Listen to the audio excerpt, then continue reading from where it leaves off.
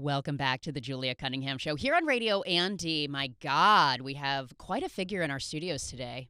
Jesse Solomon. Happy How are to you be feeling? here. How are you Thanks for having me. feeling? I feel good. Okay, good. Yeah, I started the tour day one with a cold, and Ugh. I made it through 7 shows, and now I'm back to 100% just in time for the Troubadour. What did you do? Did you end up doing like the Mariah Carey steaming, going on vocal rest? Like, what was the plan? I did it all. I got a nebulizer. Yeah. So I've got this thing that hydrates my vocal cords.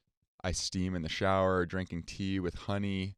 The classic like throat coat, the spray that opera people use. Yeah, I'm doing everything I possibly could. But if I can make it through that, I really feel like... You can make it through anything. You're like testicular cancer and getting over my cold while on tour.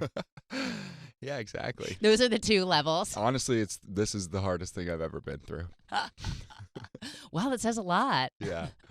Well, okay, here's the thing that, Jesse Solomon, obviously we're going to get into realms of everything that's happening circling you at some point. But also, I think people forget, although you talk about it on the show as well, is like how deeply involved you are with your music, how deeply involved it is sort of like at your core of who you are. Yeah. And so I do find it very admirable to start out on a tour, go through everything, because your debut album has not come out yet. This is kind of like an introduction in many ways to you as an artist. Beyond having, there are tracks out there, but this is like jumping off in an early phase of like launching a career, and I think that's amazing. Thank you. I appreciate that. Because, I mean, it's a little scary to like put yourself out there in that way. Is that the question? Yes. Are you scared to be doing this? Well, because you don't have, I mean, like really when you go on YouTube and things, like there are a couple of tracks out there, but it's like you're getting people to come and check you out with exactly like, who is this as a musician? Totally. That's hard to like want to sell a ticket and get people to come. I'm super grateful that people want to come see me.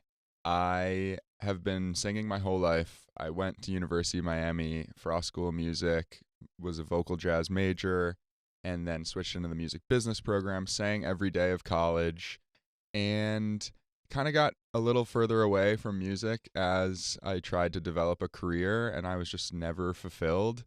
And now that I've gotten back closer towards the entertainment world, and I've just wanted to release music and sing more, and it's been like such a fulfilling process that I've loved every second of.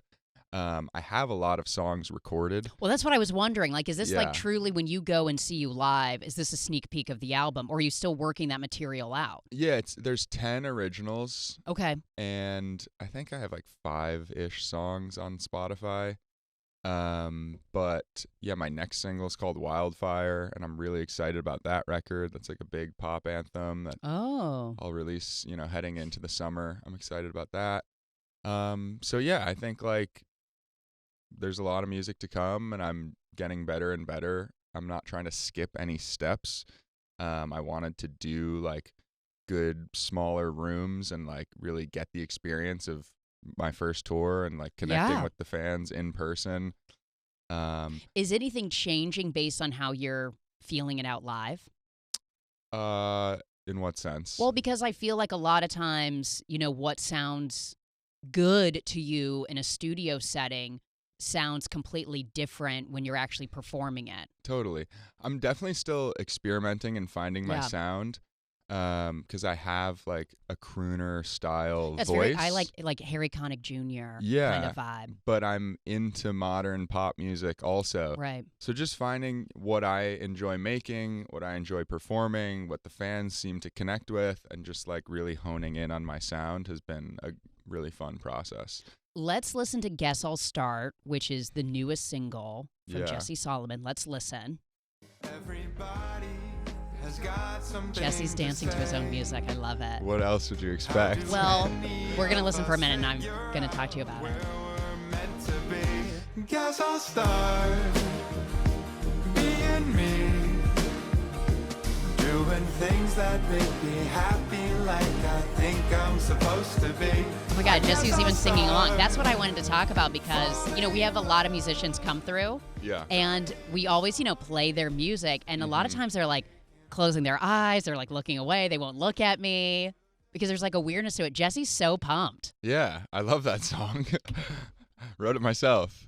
I worked with great people, obviously, but yeah, it's just like a feel-good song. Yeah. And people connected with it. And like the fact that people sing the words to my song at my At show. you at live It's shows. like will never cease to amaze me. So yeah, I didn't think that there would be such a positive reception to that song, and like it kind of went a little viral on TikTok, which Yeah. was like Your dream. just really cool to see. I was hoping that would happen with Wildfire. We were going to put Wildfire out, and then we tabled it because it's more of a summer song. And I was just happy that people connected with this song because it's about like doing what you love. And that's what I'm doing. And just like a lot of negativity surrounding me doing music, which I totally understand. Wait, why do you think so?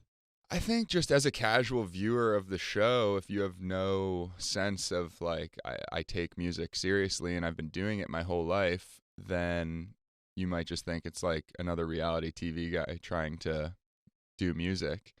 But that's not the case. And, you know, I'm not going to like say that I'm different. I'm just going to prove it with my actions. I'm going to go on tour. I'm going to consistently release high quality music, and eventually, hopefully, people come around to it. Jesse Solomon is on tour, by the way, the Happy to Be Here tour. You can get tickets at jessesolomonmusic.com. Thanks. Including upcoming dates, you know, Denver, Kansas City, also in Chicago at Subterranean. Mm-hmm. Do you know that venue? Are you familiar with it? Yeah, I've been there a couple times. Yeah. I grew up in northern Indiana, so I spent a lot of time driving to Chicago to go see bands at the Empty Bottle and Subterranean. That's a great room. Yeah, I've had a couple friends that have performed there and then have really popped off, so I'm hoping I'm next. You're next? Yeah, people from my high school. But yeah, it's a really cool room, and I think it's I'm assuming you're sold out. doing upstairs. Yeah, we're getting nods. Yeah. That's the bigger room. Yeah. Rock yeah, on. he's rock on. He's like, I sold out the bigger room. Yeah. It's amazing, but also Toronto, Cambridge, Mass, New York at the Bowery Ballroom. I mean, these are, you know, incredible venues. Yeah. And I know people are mostly showing up because they hopefully like me on Summer House, but they'll see me perform and everybody's saying like, wow, he can actually really sing, and converting them over to liking me for my music. Do you also do a series of covers in your set, or do you stick to, what do you cover? There's 5 covers. Maybe mention only a couple, because obviously I want people surprised when they see you live. But. Yeah, I would say Feeling Good, which is Bublé made it more famous, but it's a Nina Simone record. Do you think Bublé made that song more famous? I mean, the way I sing it is very Bublé. Okay. But it's a Nina Simone record. Yeah, it's a Nina Simone record. Yeah, well, we're giving her flowers. Let's give her flowers. Yeah. And then I would say Take Me to Church is probably my most... Wow, from Hozier. Yeah, my favorite cover that I do. Interesting. That's also, even doing sort of the more Michael Bublé arrangement of Nina Simone, that's an interesting sort of vocal run between those two. Yeah, I definitely do a lot of different styles of music. Like I have one song that I would say is more R&B. My team makes fun of me because they're like, you're not R&B, and I was like, I really think that the song is R&B. But yeah, there's like some modern, like I try to bring Sinatra back into modern pop music in one song, and then there's more like straight ahead pop songs. So right. Let's listen to Overrated, which is a song that you sort of casually unveiled during this season of Summer House. You were at least kind of giving this idea that you were writing this song in your confessional. But it's a beautiful song. Let's listen to Overrated.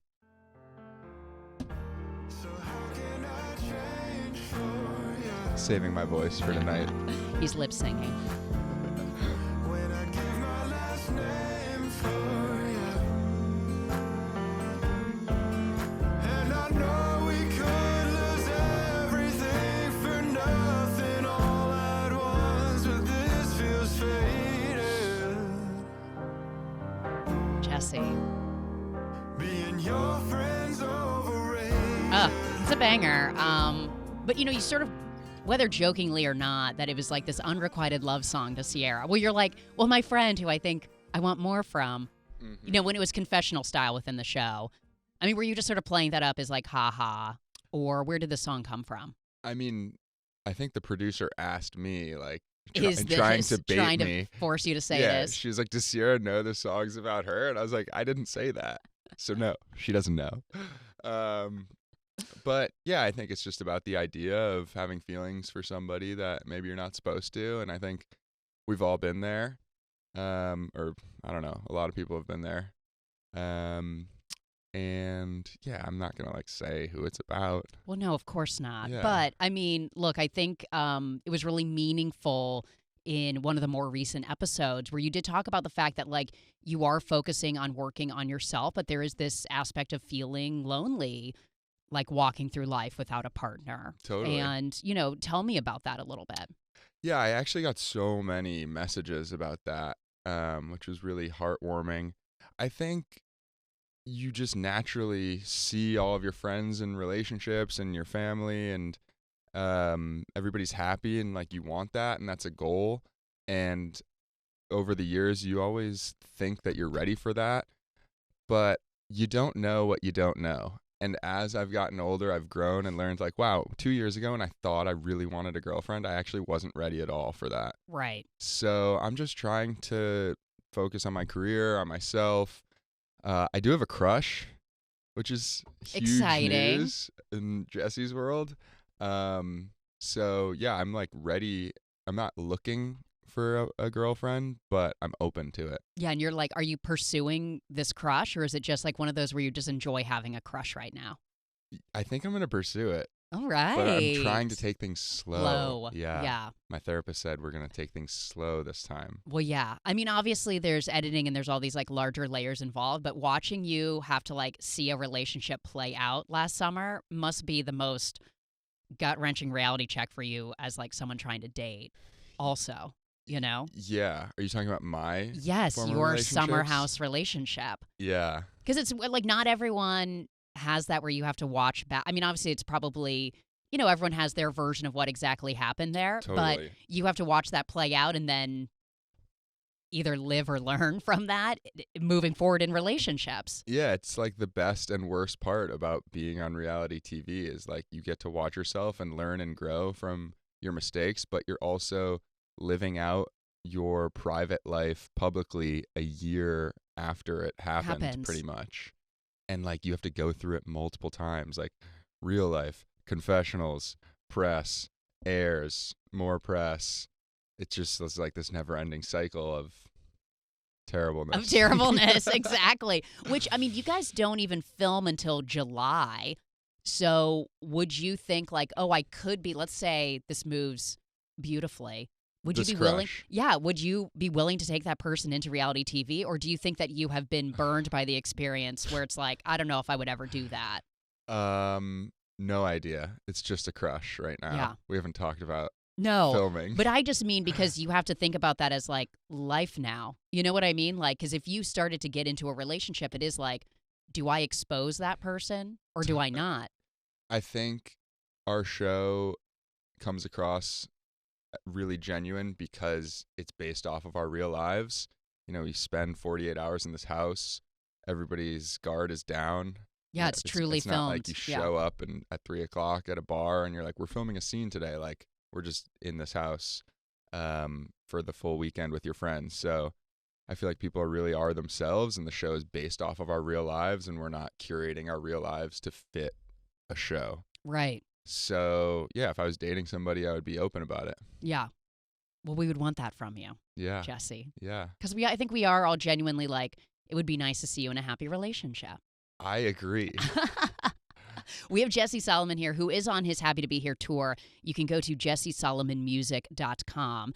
I thought it was really moving to see that you are volunteering with this great organization, Camp Sunrise. Yeah, thank you. Which was incredibly moving to see that you, are so grateful that you are cancer-free. You're 7 years now. Yeah, over 7 years. Over 7 years. Kicked me out of the cancer hospital. Wow. Yeah, they said you don't need to come back. Stop coming? Yeah, like just get your regular checkups. Oh, okay. I was with about to be your like, that feels general scary. practitioner. Yeah, but like, you don't don't have need- to come back. Yeah, extra special checkups. Wow, that's amazing. Yeah, pretty cool. And that you survived testicular cancer, that you volunteer. It's a camp specifically for young people. to go to day camp and have it paid for and meet other kids that are going through the similar experience or are on the other side of it or being friends or family as well. And, I think it's like genuinely moving to have a young person in particular talking about testicular cancer, because when I think about sort of like, to feel seen, I think of like, honestly, Steve from Sex and the City, right? Number one. Steve made me cry when I watched that. No, seriously, it was like really, I think, a lot also to hear like a man talking about what it means to feel like he's losing a part of his manhood or something else. Like that was really eye-opening. The same way I think when we saw Samantha talking about breast cancer, it was just at a time when people didn't really talk about those things.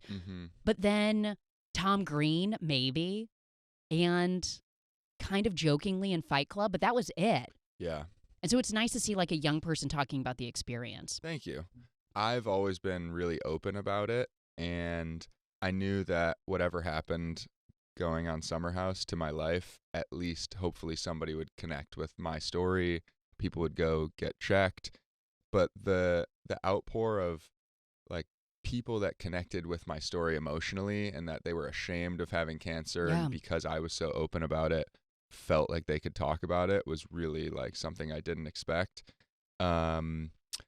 Just grateful that I'm in a place in my life where me showing up means something to anyone. Like that's a crazy concept. So just grateful that giving my time to the campers at Camp Sunrise made their day better. Grateful to my cast for showing up and like really giving it a good effort, and grateful to Bravo for showing such a beautiful place. Yeah, no, it was really moving. And, this morning was the upfronts.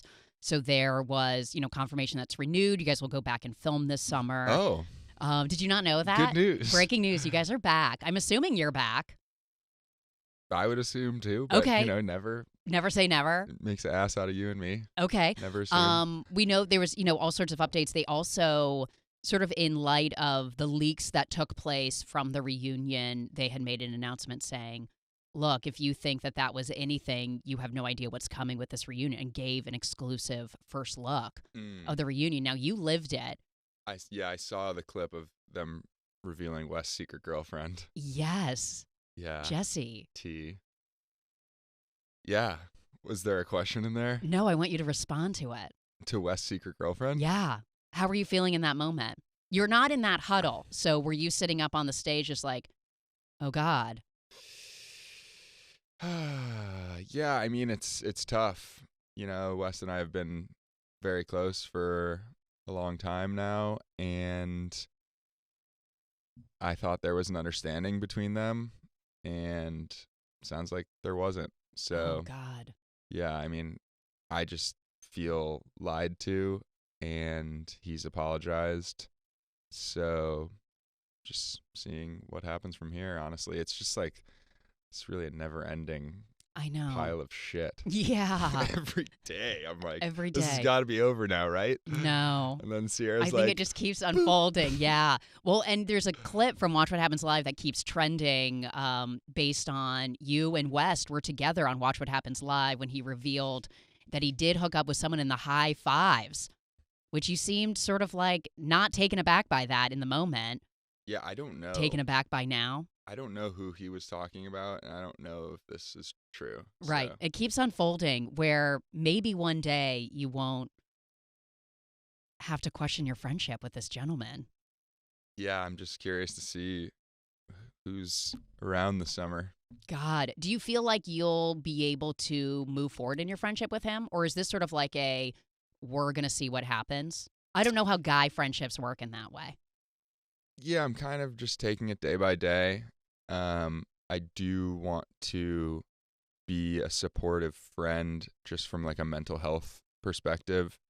I know him and Amanda are going through a lot right now, so I just want to make sure everybody is okay, first and foremost. But yeah, it's what they did wasn't the right thing to do. They know that, and I'm hoping that he can learn and grow from it. Absolutely. I mean, when you look back on the series, because obviously everyone is watching it with different eyes, because how could you not? Just we know sort of the outcome. Mm-hmm. Do you think sort of in the beginning, maybe even it was even last season, that Wes has been given a better edit than what's been presented? Better better edit. Man, it's tough because everything that gets shown on the show is things that you did and said. Truly, but I've always argued, even with the relationship of like Paige and Craig, I've always said we've been watching Craig for years. The Craig that we saw in this iteration with Paige was sort of not him. You know what I mean? I felt like we were seeing a better edit of him, possibly because of her. And when we Interesting. saw the disillusion of their relationship going, we were seeing these moments of him where it was like, oh no, yes, that's Craig. But Right. somehow we weren't seeing that before when they were sort of in the midst of their love story. And I wonder about that with Wes now. You know, there was one moment earlier this season where for your party, where he says, oh, yeah, there's girls coming. There's a really hot one that I'm interested in. And even you say in your confessional, you were like, that surprised me. And I'm like, well, was it surprising or was that always Wes? We just weren't seeing that side of him. Mm-hmm. West is very charming and likable and funny, and I've seen him be a really good person over the years. I know his family, and they're all great people. And clearly he likes girls a lot too. So I guess depending on Two things can be true. yeah, like what Bravo airs, like I've been talking about, my cancer journey and trying to become a better person and whatever for years, but now it gets shown. Like you don't control what gets shown. Yeah. I'm not a producer. I just try to be myself, and I think Wes does the same thing, and We'll see what airs. we'll see what airs. We'll see what airs. All right, you guys, coming up, dates in San Francisco, Denver, Kansas City, Chicago at Subterranean, such a great venue. Ferndale, Michigan. I don't know this venue, but it's called the Magic Bag, and I'm super into that. Yeah, I think it's almost sold out. Amazing. Like the back half of this tour, these are some big this is shows. word of mouth. No, seriously. Like I'm- Bowery Ballroom is like 800. Yeah, and can we say if it's Sold out. like On the verge. it's like Close. yeah, it's right there. You'll be lucky if you get a ticket. Yeah, if you guys don't have tickets, get your tickets. Yeah. So yeah, it's just like really cool that many people want to see me sing. Well, because the first time you played in New York, technically Brooklyn, you were at Baby's All Right, yeah, which is also an amazing venue, but it's small. It's like very intimate. yeah. Bowery sold that out. Ballroom is, We're just going for sellouts Yes. as much as we can. yeah, Bowery's, yeah, it's big. also legendary. Yeah, so I'm really excited. Hopefully I don't get nervous at these bigger shows. You're going to do great. Yeah, it's gonna be great. You know what? You will fill sort of those rooms with your sound. yeah, And I say that because, some of these songs, like especially Guess I'll Start, it's big. Like Yeah. sonically, it's big. yeah. It's going to sound great in those rooms. People are having a great time. I'm telling a story throughout the show, and I'm just really encouraged at how amazing people have thought the show is.